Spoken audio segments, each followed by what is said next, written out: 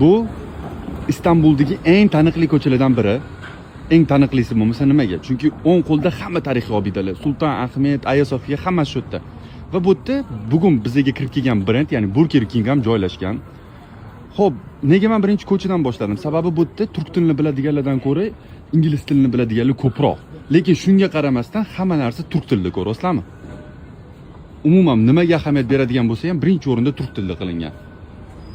Nega Burger King Istanbulda hamma narsani turk tilida qilganini nima gapiryapman? Sababi aytganimdek, bugun O'zbekistonga ochilishi bo'pti-yu, lekin hamma narsa Ko'rayotganingizdek, hamma joyda ruscha yozilgan. Bombo dvoyi xuloscha mana bu yerda ham Ko'raqam 59 ming, kombosi 72 ming. Ko'rsanglar bo'ladi. davlat tili haqidagi qonunda birinchi o'rinda davlat tilida yoziladi. Keyin keyingi tillarda qo'shilishi mumkin. Yapon tilimi, koreys tilimi. Birinchi o'rinda davlat tilida turadi. Va mana bu yerda Turkiya davlati